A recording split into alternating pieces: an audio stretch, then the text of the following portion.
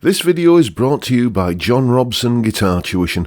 If you enjoy the content, please consider supporting the channel by enrolling on a course, purchasing some guitar lessons or a t-shirt, or you can join my Patreon. Now, on with the show.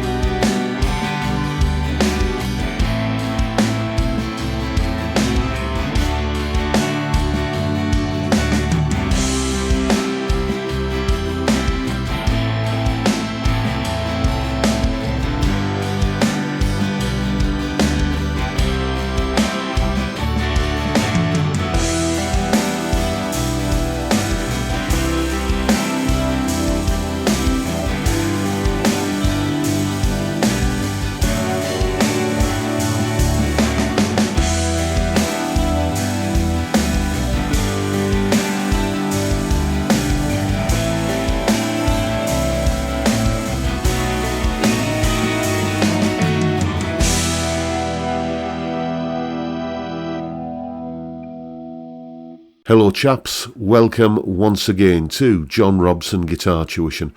As always, I do hope you're well. What you just heard there was a little bit of what we call semi-quaver or 16th note strumming. It's a style of strumming guitar chords which is suited to ballads because it's basically suited to songs with a slow tempo. Whether it's Bon Jovi or Oasis or The Verve or Adele or any artist that has done some kind of song throughout their career that uses a slower tempo, the big power ballad kind of thing, then you've probably heard that style of strumming at some point on many songs like that. And the aim of today's lesson is to show you how to do it. So without further ado, let's get into it. I will just mention that we're going to be using sausages to help understand the rhythm. Intrigued? Watch on. Rhythm explanation. Okay, the problem with the rhythm or rhythms or the strumming approach that we looked at in the last episode, where we're counting the beats 1 and 2 and 3 and 4 and using a basic down-up motion in sync with that count, is that at slower tempos that begins to sound a little bit plodding. So if we've got a tempo which is something like 1 and 2 and 3 and 4 and if I play that just at that sort of tempo, you'll hear it sounds a bit pedestrian and ploddy like this.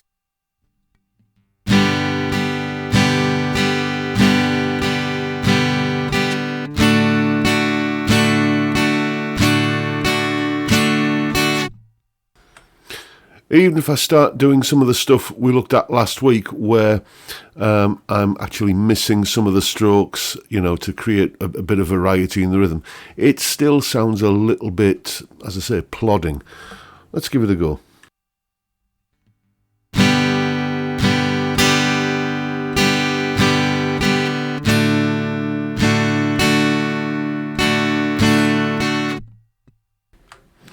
You see what I mean? It's just not really invigorating or exciting in the way that music is supposed to be. So what we do at slower tempos is we count differently. Because the beats are further apart, because the tempo is slower, we've got more space, more time in between each beat in order to kind of count differently and put more stuff in. So what we're going to do is, instead of counting 1 and 2 and 3 and 4 and, we're going to count like this.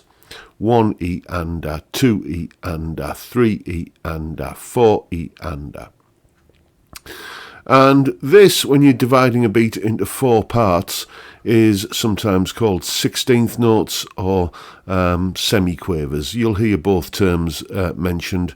It's a bit of a sort of a transatlantic thing. On this side of the Atlantic, we tend to say semiquavers.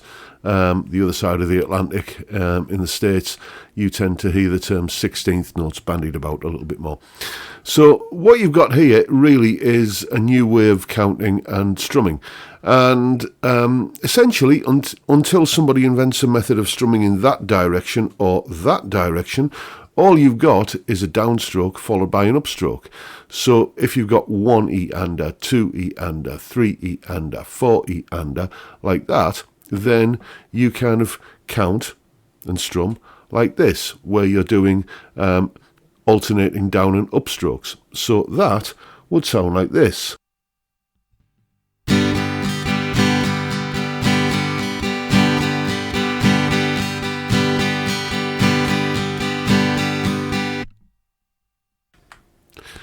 And that then gives us a template that we can work from, just the same as last week when we started creating a little bit of interest and shape to the rhythm by missing some of the strokes, still keeping the rhythm going, still keeping this motion, this down, up, fluent, constant, relaxed motion. If there are 3 words that you need to remember for any strumming technique, it is fluent, constant and relaxed. Okay, just keeping that motion going, we can create a rhythm. So on the first beat of the bar, where we're counting 1 E-ander, what we're going to do there is we're going to miss the first upstroke, the E. Okay, so that's going to go 1 ander, like that. Basically a good way of getting this into your head. Well, I'll show you what the rhythm is like once we get the whole thing, but a good way of getting the rhythm into your head is to just count and tap like that. So only tap the parts that are highlighted, or ignore the bits that are greyed out. So you get 1 E-ander, like that. Then if we do the same thing on the next beat, you can see again we're missing the upstroke on the E. So we're going to get 1 E-ander, 2 E-ander, like that. Okay? Let's have a look at the next beat, beat 3. What we're going to do here is we're going to hit all of the strokes on beat 3. So we're going to get 1 E-ander, 2 E-ander, 3 E-ander. And then the 4th beat, that one, forgot which button to press then. Again, that's the same as the first 2. So you're getting kind of 4 E-ander. And then just count and tap that, and as you're tapping it, you're beginning to get into your mind's ear a pattern of sound. We'll look at another way that you can get that pattern of sound, kind of programmed in, and it just becomes something that you no longer have to count because it's a pattern of sound that you can hear and play through recognition. But here's what it sounds like. It goes 1 E-ander, 2 E-ander, 3 E-ander, 4 E-ander.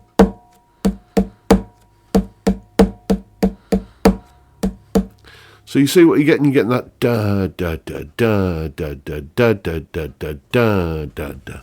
And if I play that using the strumming indications shown there, it will sound like this.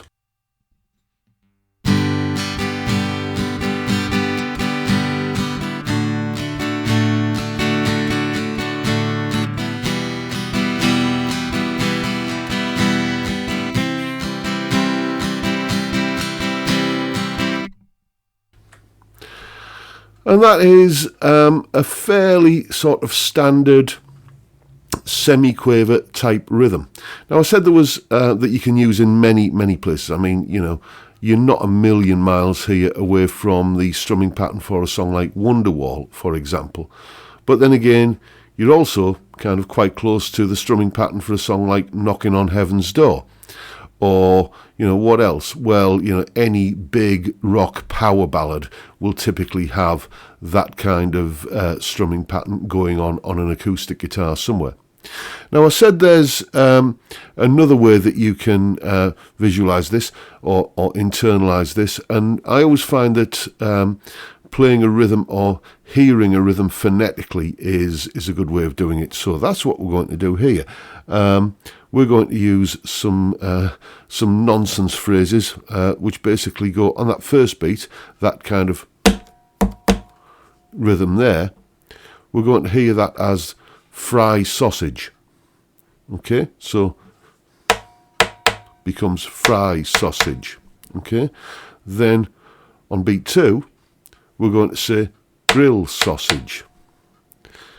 Beat 3, we're going to go bacon ander. And beat 4, burnt sausage. So fry sausage, grilled sausage, bacon ander, burnt sausage. You know, that is a surefire way of getting the sound of that rhythm locked into your mind's ear. Let's have a listen what that sounds like.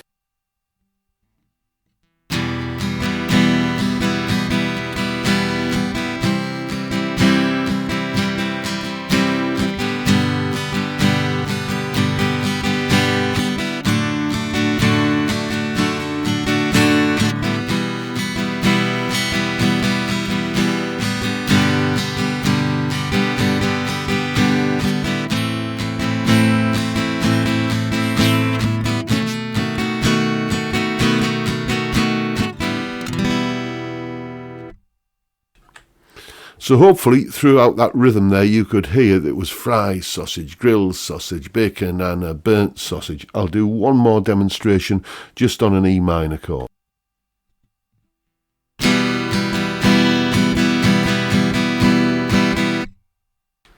Could you hear that there? Fry sausage, grilled sausage, bacon and a burnt sausage. That's as good a way as any of getting that rhythm into your head. And once you've basically got this approach and you've got the basic knack of it, you can start messing around and, you know, improvising, basically, doing it on an ad hoc basis of just missing strokes out here and there. You know, as I say, whenever I say missing strokes out, I'm not talking about missing and stopping the strumming motion. I'm talking about just hitting thin air rather than the strings. So, you know, you could come up with something like this.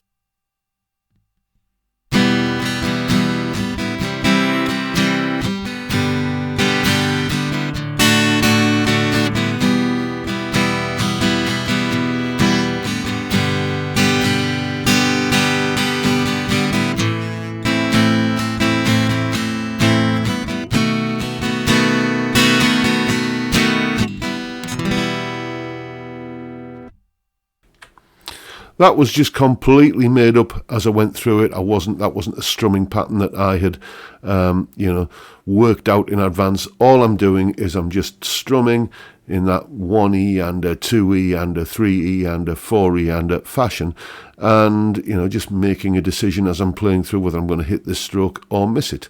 And that is the way that most people strum most songs, I would say.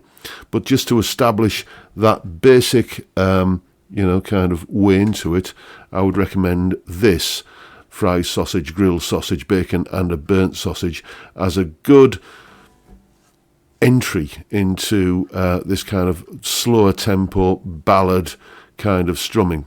It usually works well for most people, and as I say, once you've got the basic gist of it, you can then introduce your own variations. So go away and have some fun with that. And as usual, upon my Patreon page, there's the address and the link is in the description. You will find the clip of me playing that piece of music, that explanation you've just seen there, a backing track to play along with, and of course a chord chart showing all the chord changes, and I've written that rhythm out in the way that you saw in that little clip there, you know, the fried sausage, grilled sausage, etc. So you can have a go at learning to do the strumming for yourself. As I say, all of that is up on my Patreon page, link in the description. $3 or £2.50 a month and you get access to all of these additional resources that go along with these YouTube lessons that I do. A massive heartfelt thank you to everyone who supports me in that or any of the other ways, all of which are linked down in the description. And that is pretty much it for today, folks.